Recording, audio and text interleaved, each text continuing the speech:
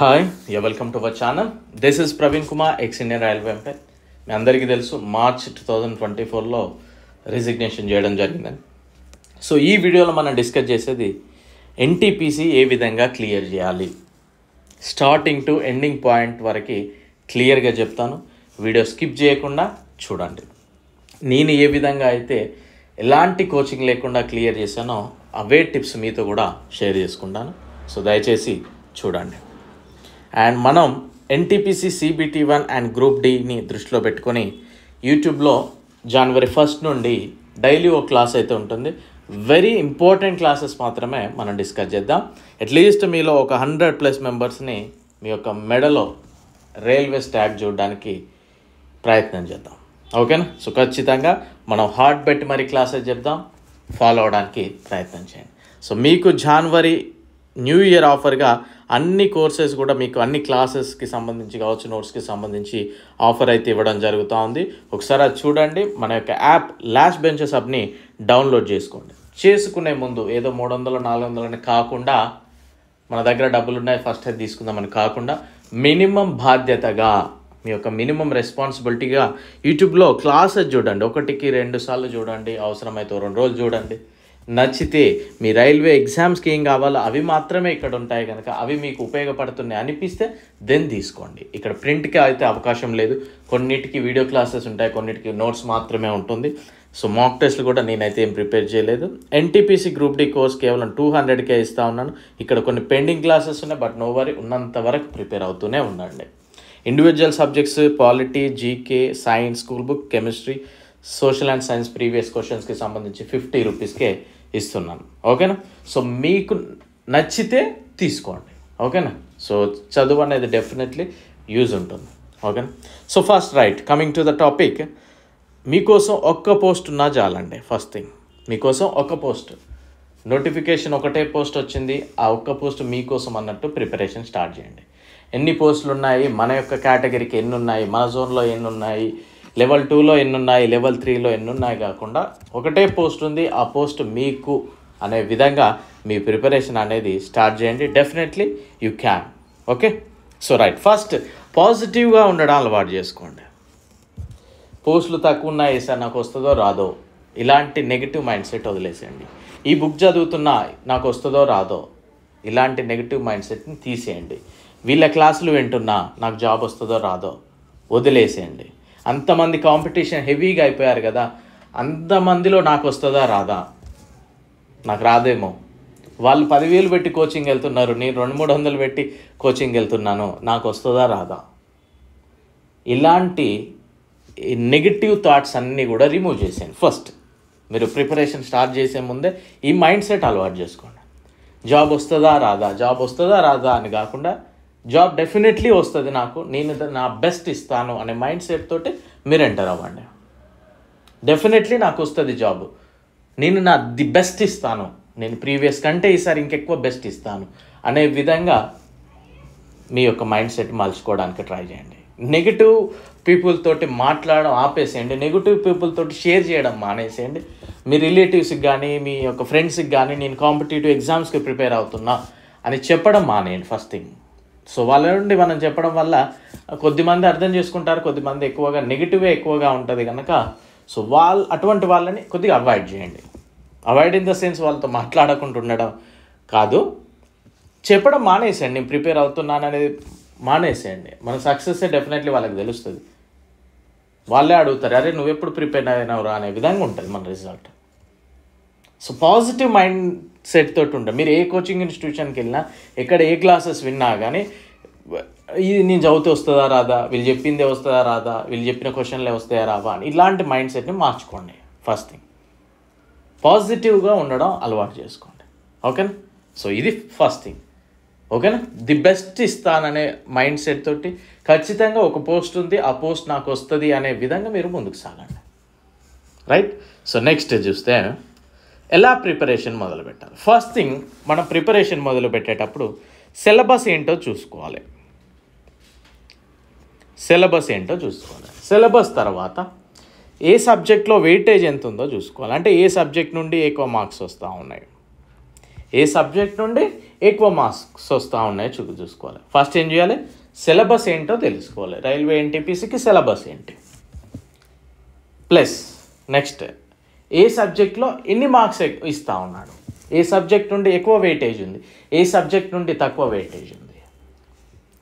Third one, మనం ఏ సబ్జెక్ట్లో తోపులం,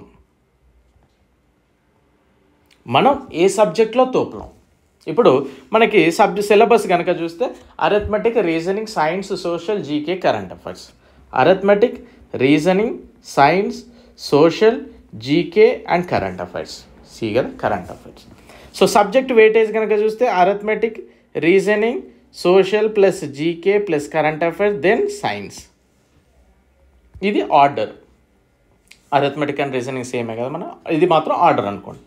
so మనం ఎందులో తోపులం అనేది అంచనా వేసుకోవాలి. సో అరిథమెటిక్లో తోపులం. సో మనం ఇంకెక్కువ ఎక్కడ ఫోకస్ చేయాలి, రీజనింగ్, సోషల్, జీకే, కరెంట్ అఫైర్స్లో ఫోకస్ చేయాలి. సో అది అంటే నెక్స్ట్ పాయింట్ ఏంటిది, ఎగ్జామ్లో మనం ఎక్కడ ఫోకస్ చేయాలి మెయిన్గా అంటే మనం ఎందులో వీక్ ఉన్నాం, ఎందులో స్ట్రాంగ్ ఉన్నాం. మనం స్ట్రాంగ్లో ఉన్నది సబ్జెక్టు ఎగ్జామ్కి ప్లస్ అయిందా లేదా, మనం వీక్ ఉన్న సబ్జెక్టు ఎగ్జామ్కి నెగిటివ్ అయిపోయిందా, అంటే మనం వీక్ ఉన్న సబ్జెక్ట్లోనే ఎక్కువ మార్క్స్ ఎగ్జామ్లో ఇస్తున్నాడా, ఇది అంచనా వేసుకోవాలి. అంటే ఇప్పుడు సపోజ్ నేను అరిథమెటిక్లో బాగా స్ట్రాంగ్ ఉన్నా అండి, నేను అరిథమెటిక్లో మంచి స్ట్రాంగ్ ఉన్నా, మరి నాకు ఎగ్జామ్లో ప్లస్ అవుతుందా కావట్లేదా, ఎందుకంటే అరిథమెటిక్లో ఎక్కువ వెయిటేజే ఉంది, ఎస్ ప్లస్ అవుతుంది. నేను సైన్స్లో బాగా ఎక్కువ ఓవర్ నాలెడ్జ్ తోటి ఉన్నా, పర్ఫెక్ట్ తోపు అన్నట్టు సైన్స్లో, మరి నాకు ఇక్కడ ఎగ్జామ్లో అంతగా ఉపయోగపడుతుందో కొంచెం తక్కువ, బట్ నో వరీ, నీ నాలెడ్జ్ ఎక్కడికి పోదు కదా. సో అప్పుడు మనం ఏం చేయాలి, మన యొక్క టైం షెడ్యూల్ అనేది అరిథమెటిక్, రీజనింగ్, ఇతర సబ్జెక్ట్ మీద పెట్టాలి. సో మనం ఆల్రెడీ ఏ విధంగా ప్రిపేర్ అవ్వాలి, ఎలా టైం టేబుల్ సెట్ చేసుకోవాలని ఒక వీడియో చేశాను, చూడండి మీకు క్లియర్గా అర్థమవుతుంది. సో ఈ 4 చేసిన తర్వాత ఏం చేయాలి, సిలబస్ ఏంటో తెలుసుకోవాలి, సబ్జెక్ట్ వెయిటేజ్ ఏంటో తెలుసుకోవాలి, మనం ఏ సబ్జెక్ట్లో స్ట్రాంగ్ ఉన్నామో తెలుసుకోవాలి. దెన్ ఈ రెండింటిని బట్టి మన యొక్క టైం టేబుల్ అనేది ప్రిపేర్ చేసుకోవాలి. ఏ రెండింటిని బట్టి, సెకండ్ అండ్ థర్డ్ టైం టేబుల్ని బట్టి మనం టైం టేబుల్ని ఫిక్స్ చేసుకోవాలి. ఈ టైం టేబుల్ వీడియో నేను చేశాను, మీకు కమెంట్ సెక్షన్లో కూడా ఇస్తాను, ఒకసారి చూడండి. ఓకేనా. నెక్స్ట్ ఏ బుక్స్ చదవాలి. సో ఫస్ట్ బుక్స్ గురించి మనం మాట్లాడుకుందాం. ఓకేనా. బుక్స్ గురించి మార్కెట్లో నెంబర్ ఆఫ్ బుక్స్ ఉంటాయి డెఫినెట్లీ.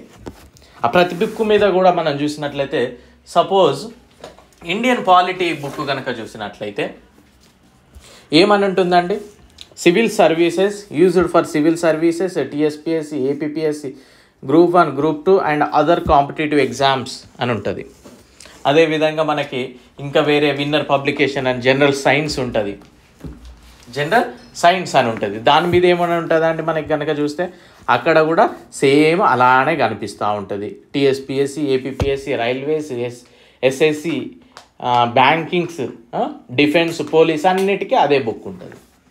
అవునా, అంతే కదా. సో మరి ఆ బుక్స్లో మనం ఏం చదవాలి, మెయిన్ థింగ్ ఏంటంటే ఇదే అండి. మీకు చెప్పినా అది అర్థం చేసుకోరో, మరి ఈగో సాటిస్ఫై కాదో, అంటే ఈయన చెప్తే మనం ఎందుకు అర్థం చేసుకోవాలనుకుంటారో, కానీ అది ఇప్పుడు మనం లక్ష్మీకాంత్ గారి బుక్ చూసాం. ఏమని ఉంది, టీఎస్పీఎస్సీ ఉంది, ఏపీపీఎస్సీ ఉంది, యూపీఎస్సీ ఉంది, రైల్వేస్ ఉంది, అన్నిటికీ అదే ఉపయోగపడుతుంది. మరి ఆథర్ ఏం చేస్తాడు, చిన్నది కూడా కవర్ కావాలంటే ఏం చేస్తాడు, పెద్దది రాశాడు. అంటే యూపీఎస్సీకి యూజ్ అయ్యే విధంగా రాశాడు. అప్పుడైతేనే అందులో దాని కింద ఉండే అన్నీ కవర్ అవుతాయి కదా. బట్ మనం ఇప్పుడు చూడండి, దాని యొక్క UPSC, TS and APPSC, SSC, banking, railways ఇట్లా అనుకోండి, అన్నిటి కలిపి ఒకటే బుక్ డిజైన్ చేసిండు. పాలిటీ ఎగ్జాంపుల్ నేను చెప్తున్నా. సో అంటే ఈ బుక్ చదివితే యూపీఎస్సీ చదివినట్టే, తెలంగాణ చదివినట్టే, ఏపీ చదివినట్టే, ఎస్ఎస్సికి ప్రిపేర్ అయినట్టే, బ్యాంకింగ్ అయినట్టే, రైల్వే చదివినట్టే. బట్ ఈ ఎగ్జామ్కి డిఫరెన్స్ ఉందా లేదా, ఈ గ్రూప్స్కి ఈ రైల్వేస్కి డిఫరెన్స్ ఉందా లేదా, స్టాఫ్ సెలక్షన్ కమిషన్కి రైల్వేస్కి డిఫరెన్స్ ఉందా లేదా, ఉంటుంది. మరి మనం ఆ బుక్ మొత్తం చదివినప్పుడు ఏ విధంగా ఉపయోగించుకోవాలనేది మెయిన్ థింగ్. సో ఏ బుక్ చూసినా కానీ మన ఎగ్జామ్కు పనికొచ్చేది కొంత ఉంటుంది, కొంత పనికిరాంది కూడా ఉంటుంది. ఇప్పుడు మనకి ఇంగ్లీష్లో ఒక వర్డ్ ఉంటుందండి, రీడ్ బిట్వీన్ ద లైన్స్ అని ఒకటి ఉంటుంది. రీడ్ బిట్వీన్ ద లైన్స్ అని. ఈ రీడ్ బిట్వీన్ ద లైన్స్ అనేది యూపీఎస్సీ వాళ్ళు చదవాలి, and Telangana groups, AP groups వాళ్ళు చదువుకోవాలి. ఇంకా కొద్దిగా డెప్త్కి వెళితే ఎస్ఎస్సి వాళ్ళు చదువుకోవాలి. సో మనకు రైల్వేస్కి వచ్చే వరకు అంత డెప్త్గా యూపీఎస్సీ లెవెల్లోనైతే అడగడు, డెఫినెట్లీ అడుగుతాడు సార్. నేను కొన్ని క్వశ్చన్లు చూసాను సార్ అని అంటే ఇక మిమ్మల్ని ఎవరు మార్చలేరు అనే చెప్తాను నేను. 100 క్వశ్చన్లో మనకు రావాల్సిన 100 మార్కులు అవసరం లేదు. ఓకేనా, అది గ్రహించండి. సో మనం ఏ బుక్ చదివినా కానీ మీకు మార్కెట్లో ఈజీగా రీడ్ చేయడానికి ఈజీగా ఉంది, ఈజీగా అండర్స్టాండ్గా ఉంది అనిపిస్తే ఆ బుక్ తెచ్చుకోవచ్చండి. కాకపోతే ఆ బుక్ నుండి మనం ఎగ్జామ్కి యూజ్ అయ్యేది ఏం సెలెక్ట్ చేసుకుంటున్నాము, ఏం నోట్ చేసుకుంటున్నాము. ఇప్పుడు మన బుక్ తీసుకున్నప్పుడు నోట్ చేసుకుంటాం కదా, ఏం నోట్ చేసుకుంటున్నాం అనేది మెయిన్ థింగ్. ఓకేనా. సో మీరు పాలిటికి లక్ష్మీకాంత్ తెచ్చుకోవచ్చు ఈ విధంగా. ఇప్పుడు యాప్టిట్యూడ్కి ఆర్ఎస్ అగర్వాల్ అంటారు, ఏ విధంగా ఉంటాయి కదా. సో అది ఇప్పుడు ఆర్ఎస్ అగర్వాల్ బుక్కే చూద్దాం. అది స్టాఫ్ సెలక్షన్ కమిషన్ వాళ్ళు, బ్యాంకింగ్ వాళ్ళు అందరూ అదే చదువుతారు. బట్ నీకు బ్యాంకింగ్ క్వశ్చన్స్కి, రైల్వే క్వశ్చన్స్కి డిఫరెన్స్ ఉందా లేదా? సో అలాంటప్పుడు మనం అందులో ఏం కావాలి అనేది చూజ్ చేసుకోవడం తెలియాలండి. అంటే ఏ బుక్ తీసుకున్నా అందులో చూజ్ చేసుకోవడం తెలియాలి. అది మీరు తెలుసుకున్న రోజు డెఫినెట్లీ మీరు ఒక మెట్టు ముందే ఉంటారు. నెక్స్ట్, ఏ ఇన్స్టిట్యూషన్లో జాయిన్ అవ్వాలి. చాలామంది అడిగేది ఏ ఇన్స్టిట్యూషన్లో జాయిన్ అవ్వాలి. సో నేను మళ్ళీ చెప్తున్నా, ఎడ్యుకేషన్ అనేది మాఫియా అయిపోయిందండి. ఎడ్యుకేషన్ అనేది మాఫియా డెఫినెట్లీ, అందులో no doubt at all. So దాన్ని మాఫియా చేసింది ఎవరంటే స్టూడెంట్స్ మెయిన్గా, క్లియర్గా. అంటే ఎక్కువ ఫీజులు పెట్టాక పెద్ద ఇన్స్టిట్యూషన్ అంటారు. ఇప్పుడు సపోజ్ ఒక హైదరాబాద్లో ఒక మంచి ఇన్స్టిట్యూషన్ ఉందండి, మన పెద్ద ఇన్స్టిట్యూషన్ ఉంది.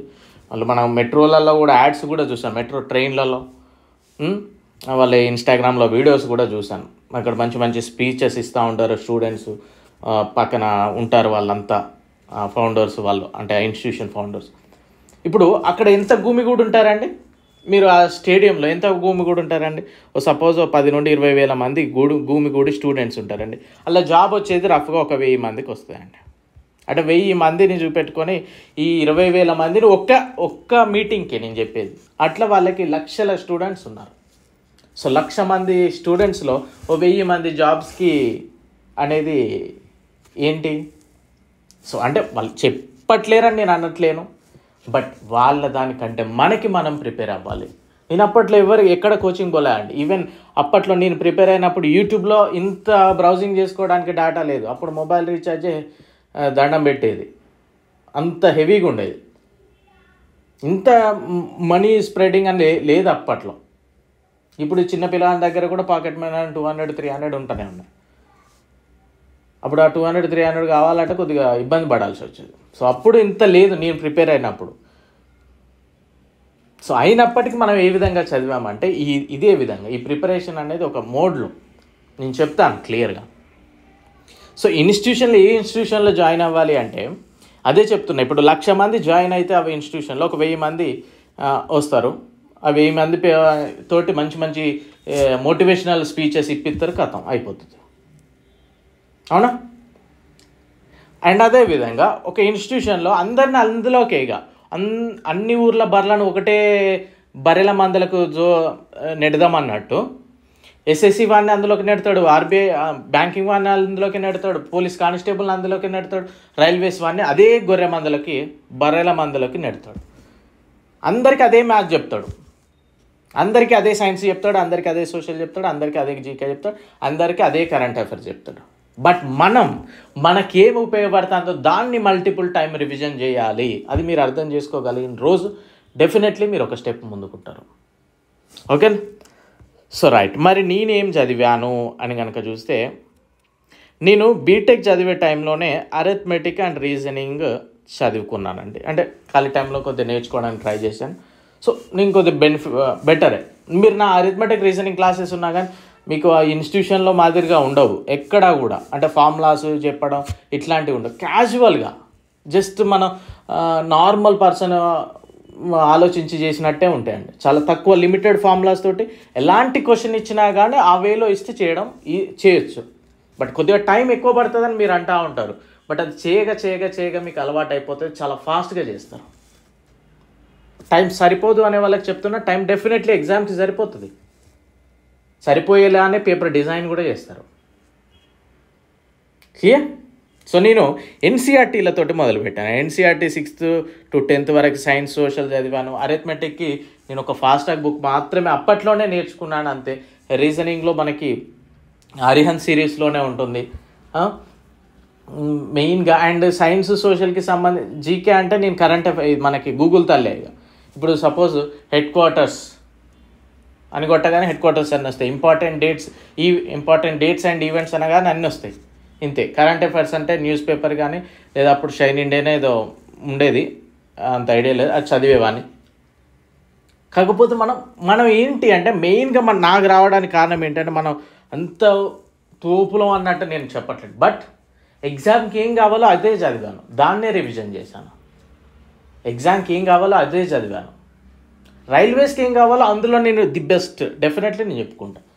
రైల్వేస్కి ఏం కావాలో నాకు పర్ఫెక్ట్గా తెలుసు, నేను అలానే ప్రిపేర్ అయ్యాను. బ్యాంకింగ్ వచ్చే వరకు నేను చేయలేను కూడా నిజంగా. క్లియర్? సో ఆ విధంగా మీరు ఏ బుక్స్ చదివినా ఆ బుక్స్లో మనకు కొంత అవసరమయ్యేది ఉంటుంది, అవసరం కానిది ఉంటుంది. ఓకేనా? రైట్. సో మరి రివిజన్ ఎలా చేయాలి? మనం ఎవ్రీడే కొత్తవి చదువుకుంటూ వెళ్ళిపోతే రివిజన్ ఎవరు చేస్తారండి? సో అందుకే మీరు every Saturday and every Sunday revision చేయడానికి ట్రై చేయండి. Every Saturday and Sunday revision మాత్రమే చేయండి. మనం రివిజన్ ఎలా చేయాలంటే, ఇప్పుడు suppose mirror image, water image ఉంది, నేను ఈ వీక్ నేర్చుకున్నా. అది ప్రిపరేషన్ అవసరం లేదు, లైఫ్ టైం ప్రిపరేషన్ అవసరం లేదు. బట్ నేను అది రివిజన్లో మెన్షన్ చేయొద్దు, ఎందుకంటే నాకు 10 నిమిషాలు కలిసి వస్తుంది కదా మెన్షన్ చేయకపోతే. సో అలా అంటే మనం ఎక్కడైతే కొద్దిగా లోలో ఉన్నామో దాన్ని ఎక్కువ టైమ్స్ రివిజన్ చేయాలి. మనం ఎక్కడైతే స్ట్రాంగ్గా ఉన్నామో దాన్ని ఒకసారి రివిజన్ చేసి పక్క పెట్టాలి. మళ్ళీ నెక్స్ట్ వీక్ మళ్ళీ కంటిన్యూషన్ అయితేనే ఉండాలి, సాటర్డే సండేస్ టిల్ ఎగ్జామ్ వరకు కూడా. సో రివిజన్ అనేది మనం ఎందులో అయితే లోగా ఉన్నామో దాని మీద ఎక్కువ టైం ఫోకస్ చేయాలి. Clear? Right. Next previous papers mark టెస్ట్లు. సో ఫస్ట్ నేను ఏం సజెస్ట్ చేస్తాను అంటే ప్రీవియస్ పేపర్స్ రాయడానికి ట్రై చేయండి. సో అందులో కరెంట్ అఫైర్స్ మనకు తెలియదు, ఓకే సార్ స్కిప్ చేసేయండి. మిగిలినవి రాయండి, సైన్స్ రాయండి, సోషల్ రాయండి, జీకే రాయండి, అరిథమెటిక్, రీజనింగ్ ఇవి రాయండి. ఎందుకు అంటే ప్రీవియస్ పేపర్స్ రాయడం వల్ల ఎగ్జామినర్ ఏ విధంగా అడుగుతాడో మనకు తెలుస్తుంది, ఏ విధంగా అడుగుతున్నాడు అనేది తెలుస్తూ ఉంటుంది, ఎలాంటి టైప్ ఆఫ్ క్వశ్చన్స్ అడుగుతూ ఉన్నాడు క్లియర్గా అర్థమవుతుంది.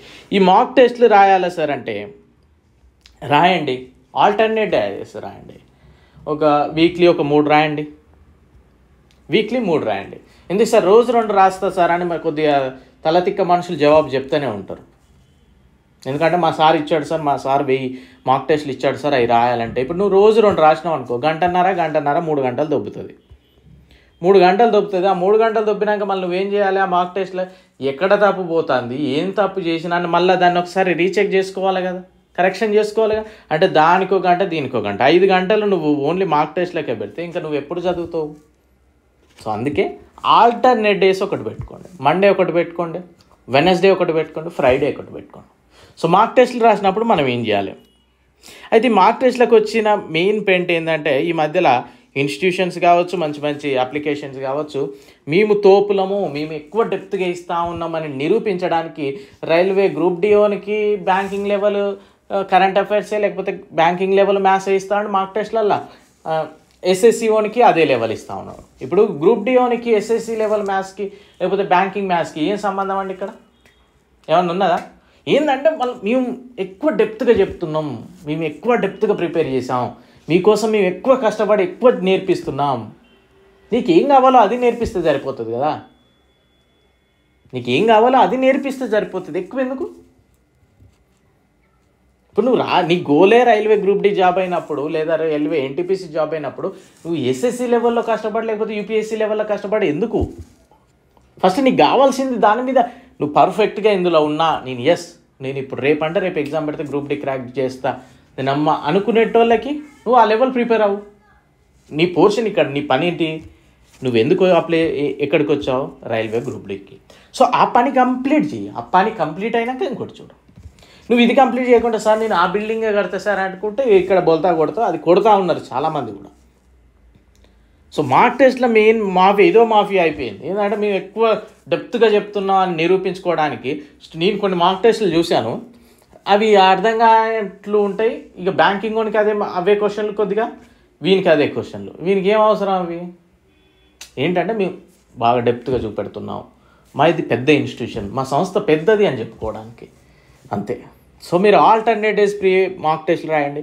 ఎక్కడ మిస్టేక్ చేస్తున్నారో ఆ సబ్జెక్ట్ మీద ఫోకస్ చేయండి, ఆ టాపిక్ మీద ఎక్కువ ఫోకస్ చేయండి. మెయిన్లీ నేను చెప్తా ఉన్న ప్రీవియస్ పేపర్స్ డిస్కస్ చేయడానికి ట్రై చేయండి. డెఫినెట్లీ బెనిఫిట్ ఉంటుంది, మీకు ఖచ్చితంగా బెనిఫిట్ ఉంటుంది. నెక్స్ట్, ఎగ్జామ్ ఎలా రాయాలి. చాలామంది చేసే పొరపాటు ఏంటి అంటే ఎగ్జామ్ ఎలా రాయాలో మీకు చాలామందికి తెలియదు. టైం సరిపోవట్లేదు అంటారు, బట్ టైం సరిపోతుంది. డెఫినెట్లీ టైం సరిపోతుందండి. ఇప్పుడు పేపర్ ఓపెన్ చేయగానే మనకి ఫస్ట్ చూడగానే పెట్టే ఆన్సర్స్ ఉంటాయి. సపోజ్ భారత రాష్ట్రపతి ఎవరు అని అడుగుతారు, లేదా ఇటీవల మరణించిన మాజీ ప్రధాని ఎవరు అని అడుగుతారు. ఎవరండి? మన్మోహన్ సింగ్.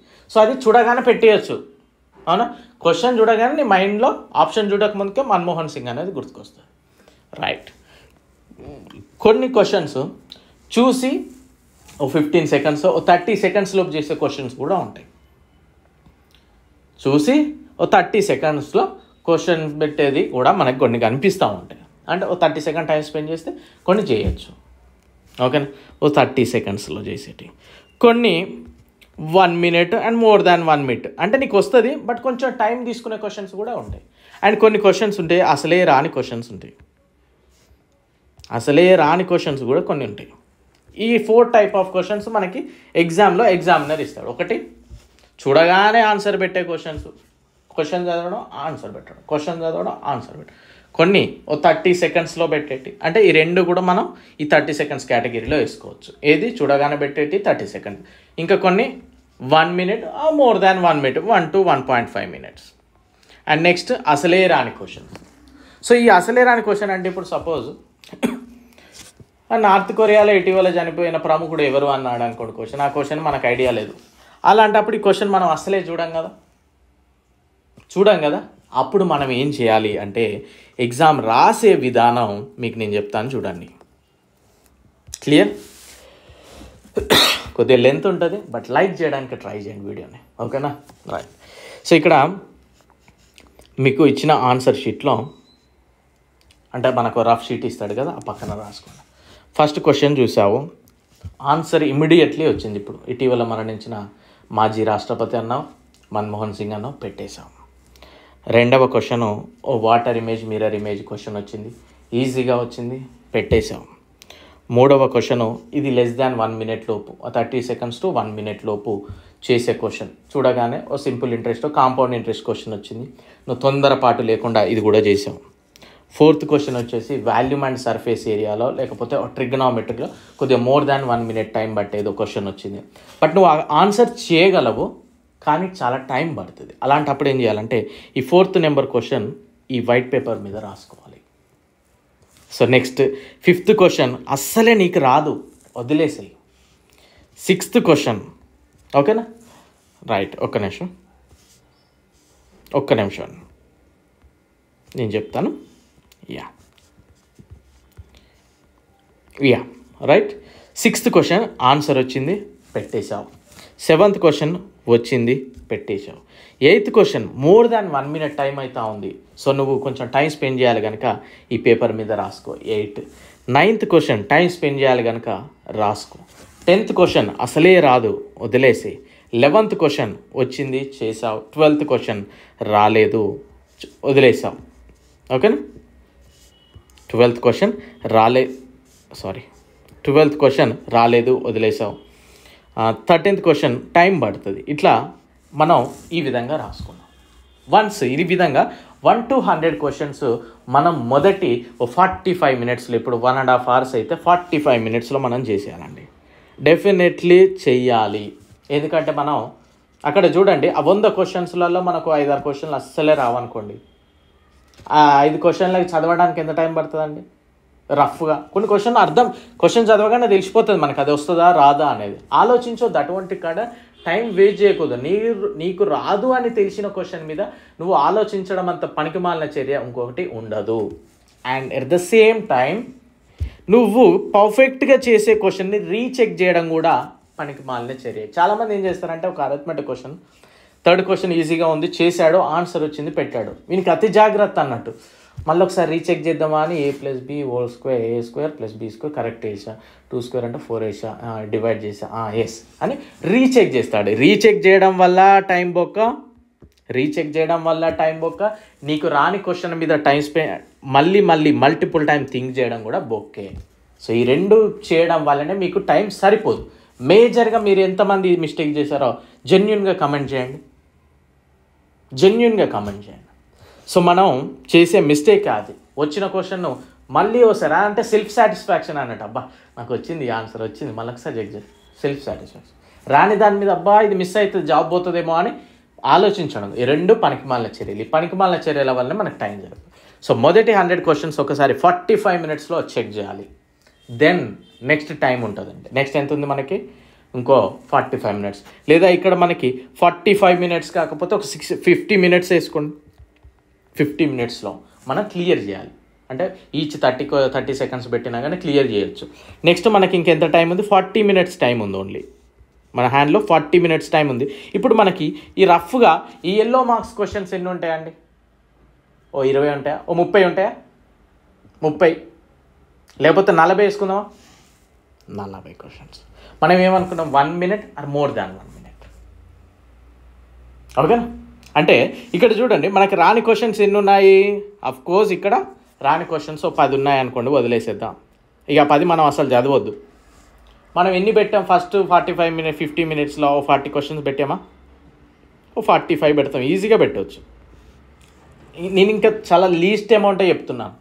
సో మనం నెక్స్ట్ 40 మినిట్స్లో ఏం చేయాలంటే, మళ్ళీ చాలామంది చేసే పొరపాటు ఏంటంటే ఇక్కడ డైరెక్ట్ 4 నొక్కుతాడు, ఆ తర్వాత 5th నొక్కుతాడు. ఇట్లా నొక్కొద్దు. మనం ఈ పేపర్ ఉంది కదా, 4th క్వశ్చన్ చూసుకో, డైరెక్ట్ 4th క్వశ్చన్ మీద క్లిక్ చేయాలి. ఆ 4th ఓపెన్ అవుతుంది.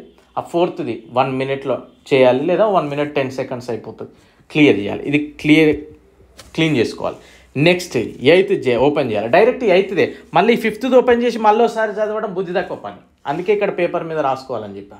ఓకేనా? 8th చేయాలి, 9th చేయాలి, 13 చేయాలి. ఈ విధంగా మళ్ళీ మనం ఇంకో 30 క్వశ్చన్లు ఈజీగా ఆ 45 మినిట్స్లో చేయొచ్చు. స్టిల్ నాకు టైం ఉంది సార్. ఎందుకు టైం ఉంది సార్ అంటే, నాకు ఫస్ట్ పేజ్లోనే అంటే ఫస్ట్ 50 మినిట్స్లోనే నేను ఒక ఈజీగా వచ్చిన క్వశ్చన్స్ ఉన్నాయి సార్, నేను ఒక 50 చేశాను అన్న వాళ్ళకు ఇక్కడ టైం దొరుకుతుంది ఖచ్చితంగా. నేను అక్కడ ఫాస్ట్గా చేసేసాను సార్, నాకు చాలా టైం మిగిలింది అనుకున్న వాళ్ళు ఏం చేయాలంటే, అప్పుడు మనం బ్లాక్ కలర్కి కంప్లీట్ చేసాం, బ్లూ కలర్కి కంప్లీట్ చేసాం. అప్పుడు మనకు ఆ సర్కిల్ మీద 15-20 క్వశ్చన్లు ఈ ఎల్లో కలర్ మార్క్స్ కనబడతా ఉంటాయి. నీ చేతిలో 5 మినిట్స్ టైం ఉందనుకో, అప్పుడు ఈ ఎల్లో కలర్ క్వశ్చన్స్ మీద 1 by 1 క్లిక్ చేయాలి. డెఫినెట్లీ నీకు టైం మిగులుతుంది ఖచ్చితంగా. నేను రైల్వేస్ తర్వాత ఇంకొకసారేమో ఎగ్జామ్ రాశాను అనుకుంటా, మేబీ అంతకుముందు ఒకటిసారి రాశా. కానీ ఎప్పుడు టైం సరిపోలేదు అని అంటే నేను నమ్మను ఎవరిని కూడా. మనకి ఎగ్జామ్ రాయడం చేత కాలేదని నేను చెప్తాను. సో పేపర్ రాసే విధానం ఇది. ఎందుకంటే ఈ విధానం నాకు ఎవరు చెప్పారంటే, మన హైదరాబాద్లో slate school founder Vasireddy sir ఉండేది, ఆయన నాకు చెప్పాడు ఒకసారి. సో నేను నాకు వేరే వర్క్ మీద వెళ్ళి మాట్లాడినప్పుడు అసలు ఎలా ప్రిపేర్ అవ్వాలి ఏంటి అన్నప్పుడు. ఓకేనా? సో ఇది ఎగ్జామ్ ప్రిపరేషన్. ఫైనలీ మనిషి ఎలా ఉండాలి, మనం ఎలా ఉండాలి అంటే, మనం చేసే పని మనం చేసాం అంతా, ఇక మిగిలింది దేవుడి దయ అంతే. మనం ముగింపు ఎలా ఉండాలంటే, ఇంతకు ముందు కంటే ది బెటర్గా ఉండాలి. అండ్ ఫైనలీ రిజల్ట్ ఎలా వచ్చినా కానీ తీసుకునే అంత శక్తి ఉండాలి. రైల్వే జాబ్ వల్ల లైఫ్ ఏం మారుతుంది అంటే, డెఫినెట్లీ ఓకే, బాగానే ఉంటుంది. బట్ రైల్వే జాబ్ లేకపోతే లైఫే బాగలేదా అంటే తప్పది. రైల్వే జాబ్ వల్ల నీ లైఫ్ బాగుంటుంది అనేది ఎంత వాస్తవం, రైల్వే జాబ్ లేకపోయినా నీ లైఫ్ను బాగు చేసుకోవచ్చు అనేది కూడా అంతే నిజం. ఓకే, ఎందుకు నేను చెప్తున్నానంటే, నేను చేసేవాడినే వదిలేసాను అని అంటే మీరు అర్థం చేసుకోవచ్చు. ఒకే దగ్గర మనం ఆగిపోవాల్సిన అవసరం లేదు.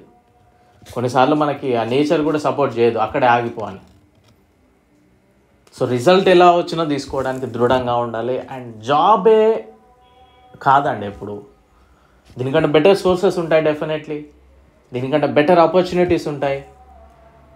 కాకపోతే ఏంటి అంటే మన యొక్క రిజల్ట్ ఇంతకు ముందు కంటే అది బెటర్గా ఉండాలి. అప్పుడే కదా మనం ఇంప్రూవ్ అయినట్టు. కొద్దిగా అంతకు ముందు కంటే బెటర్గా ఉంటే మనం డెఫినెట్లీ సక్సెస్ అయినట్టే కొద్దిగా. అండ్ ఎట్ లాస్ట్ ఒక పోస్ట్ ఉన్న మనకే రావాలనే దృఢ సంకల్పంతో ప్రిపేర్ అవ్వాలి. అండ్ ఫైనల్లీ జాబ్ రాకపోయినా డిసప్పాయింట్ అవ్వాల్సి పెద్ద డెఫినెట్లీ బాధ ఉంటుంది. బట్ మళ్ళీ మనం స్టార్ట్ చేయాల్సిందే లైఫ్ని. సో ఇది మీకు చెప్తున్నాను కానీ డెఫినెట్లీ ఓకే రైట్.